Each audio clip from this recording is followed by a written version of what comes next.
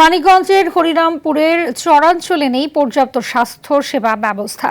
পদ্মার বুকে জেগে ওঠা ৩ ইউনিয়নের অন্তত ৩০,০০০ বাসিন্দার জন্য নেই কোনো হাসপাতাল, নেই কোনো চিকিৎসকও। ভরসা শুধুই কমিউনিটি হেলথ কেয়ার ও কয়েকটি ফার্মেসি। তাই প্রায়ই বিনা চিকিৎসায় মারা যান রোগীরা। মানিকগঞ্জ সংবাদদাতার পাঠানো তথ্যচিত্রে আরও জানাচ্ছেন লিওন আজাদ। মানিকগঞ্জের হরিরামপুর উপজেলার ১৩টি ইউনিয়নের মধ্যে ৩টি ইউনিয়ন চরাঞ্চল বেষ্টিত। এগুলো হলো লেচরাগঞ্জ, সুতালড়ি ও আজিমনগর। নদী ভাঙনে বিলীন হয়ে গেছে স্থানীয় কমিউনিটি ক্লিনিকগুলো। এই অবস্থায় নানা প্রতিকূলতায় জীবন পার করছেন চরবাসী। স্বাধীনতার ৫৫ বছরেও এখানকার মানুষের কপালে জোটেনি কাঙ্ক্ষিত স্বাস্থ্যসেবা। দুর্গম পথ আর ভয়াবহ পদ্মা পাড়ি দিয়ে মানিকগঞ্জ সদরে যেতে মাঝপথেই মৃত্যুর কোলে ঢলে পড়ছেন প্রসূতি নারী, শিশুসহ অনেকেই।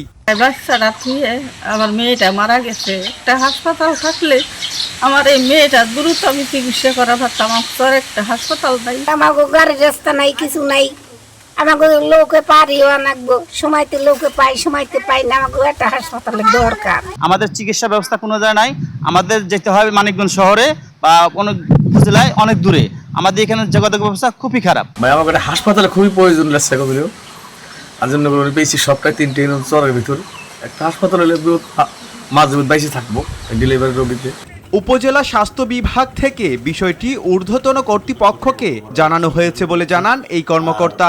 তো চরাঞ্চলগুলোর যে দুটি সাব সেন্টার রয়েছে লেচরাগঞ্জ এবং আজিমনগর, এই সব পদে চিকিৎসকরা সংযুক্তিতে তারা ঢাকায় কর্মরত আছেন।